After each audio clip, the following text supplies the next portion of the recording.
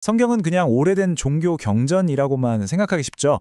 그런데 그 안을 자세히 들여다보면 건강과 치유에 대한 정말 놀라운 관점들이 숨어 있습니다. 그래서 오늘은 성경의 눈으로 본 첨단 의학과 의료라는 책, 그중에서도 8장을 중심으로 구약부터 신약까지 성경이 말하는 의료가 도대체 무엇이었는지 한번 깊이 파헤쳐 보겠습니다. 자, 오늘 우리가 함께 따라가 볼 흐름은 이렇습니다. 먼저 구약의 율법 속에 어떤 의학적 지혜가 담겨 있는지 살펴볼 거고요. 그리고 선지자들이 행했던 기적적인 치유 이야기로 넘어가 보겠습니다. 그 다음엔 신약으로 와서 예수님의 치유 사역과 그 기적에 담긴 진짜 의미는 뭔지, 또 그 사역이 사도들에게는 어떻게 이어졌는지 알아볼 겁니다. 마지막엔 이 모든 내용을 핵심만 쏙쏙 뽑아서 정리해 드릴게요. 네, 첫 번째 이야기, 바로 구약의 율법 속에 담긴 의학입니다. 보통 구약 율법 하면 뭔가 되게 복잡하고 까다로운 종교 규칙 이런 걸 떠올리잖아요. 그런데 이 책의 저자는 아주 흥미로운 주장을 합니다.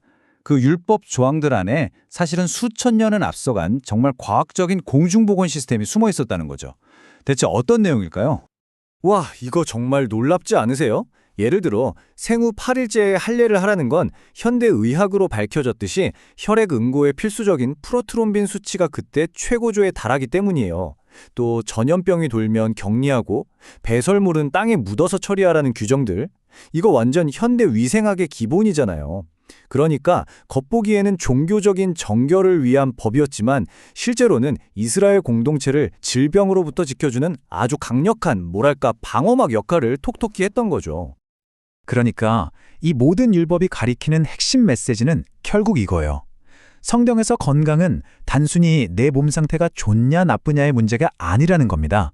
오히려 하나님과의 관계가 어떤지를 보여주는 일종의 거울 같은 거였죠. 하나님 말씀에 순종하면 보호를 받고 불순종하면 질병에 그대로 노출된다.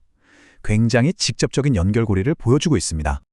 자, 그럼 율법이 질병을 예방하는 시스템이었다면 이미 병에 걸린 사람은 어떻게 했을까요? 그렇죠? 여기서 구약은 다음 단계로 넘어갑니다. 바로 신의 직접적인 개입, 즉 선지자들을 통해 일어나는 기적적인 치유에 대한 이야기입니다. 이 책의 저자는 이 지점에서 아주 중요한 인물을 예로 듭니다. 바로 유다의 아사 왕인데요. 그의 마지막 이야기는 성경이 생각하는 치유의 우선순위가 뭔지 아주 명확하게 보여주는 사례라고 할 수 있어요. 도대체 그에게 무슨 일이 있었던 걸까요? 아사 왕은 발에 아주 심각한 병이 생겼습니다. 아마 오늘날로 치면 노인성 괴사 같은 거였을 텐데요. 문제는 그가 병을 고치기 위해 선택한 방법이었습니다. 성경은 그가 아주 치명적인 실수를 저질렀다고 지적하거든요. 바로 이 구절이 이 이야기의 핵심입니다. 저자는 여기서 아주 중요한 점을 짚어줘요. 아사 왕의 문제가 의사를 찾아간 것 그 자체가 아니라는 거예요. 진짜 문제는 뭐였냐? 바로 모든 치유의 근원이신 하나님은 완전히 빼놓고 오직 인간 의사들에게만 매달렸다는 점입니다. 한마디로 순서가 완전히 틀렸던 거죠. 자, 지금까지 구약에서 하나님이 궁극적인 치유의 근원이라는 원칙을 확인했죠? 이제 신약으로 넘어오면 이 원칙이 그냥 개념이 아니라 하나의 인격, 즉 예수 그리스도로 나타납니다. 그리고 예수님의 사역에서 치유는 그냥 부수적인 활동이 아니라 가장 중심에 있는 핵심 사역이 됩니다. 복음서를 펼쳐보면 정말 예수님의 공생애는 거대한 치유 여정 그 자체였습니다. 지금 보시는 이 편은 정말 빙산의 일각에 불과해요.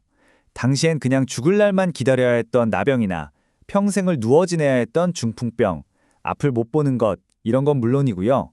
심지어 인간의 영역을 넘어선 귀신 들림이나 그 누구도 이길 수 없는 죽음 그 자체까지도 예수님의 능력 앞에서는 아무런 힘을 쓰지 못했습니다. 그리고 저자가 또 하나 아주 중요하게 짚는 포인트가 있어요. 바로 예수님이 누구를 고쳐주셨냐는 겁니다. 가만히 보면 예수님이 일부러 당시 사회에서 가장 무시당하고 소외됐던 사람들을 찾아가세요. 모두가 피하던 나병 환자, 길거리의 거지들처럼요. 그러니까 예수님의 치유는 내 능력이 이 정도야 하고 보여주는 쇼가 아니었던 거죠. 철저하게 외면당한 사람들을 향한 정말 깊은 긍휼, 즉 불쌍히 여기는 마음의 표현이었습니다. 그렇다면 예수님은 왜 이렇게 많은 기적을 행하셨을까요? 단순히 아픈 사람이 불쌍해서? 물론 그것도 맞지만 그게 전부는 아니었습니다.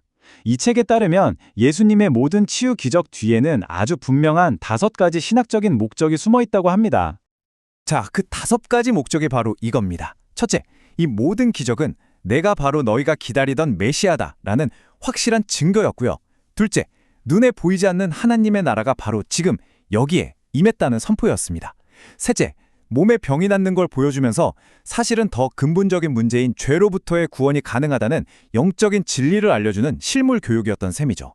그리고 넷째와 다섯째, 이 모든 것을 통해 결국 아버지 하나님의 영광을 드러내고 예수님 자신의 신적인 능력과 사랑을 보여주기 위함이었습니다. 그러니까 병을 고치는 행위 자체가 끝이 아니라 훨씬 더 큰 진리를 가리키는 일종의 안내판 역할을 한 거죠. 그런데 이 놀라운 치유 사역은 예수님 개인에게서 끝나지 않았습니다. 예수님은 이 권능을 제자들, 즉 사도들에게도 똑같이 주시면서 당신의 일에 계속 이어가게 하셨어요. 사도들의 치유 사역을 보면 예수님 때와 정말 똑같은 패턴이 보입니다. 병이 즉시 그리고 누구도 부인할 수 없게끔 완전히 나았고요. 아주 중요한 건 사도들은 절대 자기 이름으로 기적을 행하지 않았다는 겁니다. 언제나 예수 그리스도의 이름으로 이 일이 일어났음을 분명히 했죠. 결국 목적은 똑같았습니다. 자신들이 전하는 이 복음이 진짜라는 걸 증명하고 모든 영광은 오직 하나님과 예수님께 돌리는 것, 바로 그거였죠. 자, 이제 구약에서부터 신약의 사도들까지 길게 이어진 이야기를 한 번에 정리해 볼 시간입니다. 핵심만 다시 짚어볼까요? 정리하자면 이렇습니다. 구약의 율법은 단순히 종교적인 규칙이 아니라 영적인 순종과 육체적인 건강을 연결하는 굉장히 앞서간 공중보건 시스템이었고요. 또 하나님을 제쳐두고 다른 방법에만 의존하는 건 아주 위험한 영적 실수로 그려졌습니다. 그리고 신약으로 넘어와서는 예수님이야말로 모든 병을 고치시는 궁극적인 치료자이심이 분명하게 나타났죠. 그의 기적들은 하나님의 나라가 왔다는 신호탄이자 그의 신적인 권위를 보여주는 증거였습니다. 결국 성경 전체를 관통하는 핵심은 이거예요. 모든 기적은 우연이 아니라 사람들을 믿음으로 이끌고 하나님의 영광을 드러내기 위한 분명한 목적을 가진 표적이었다는 것.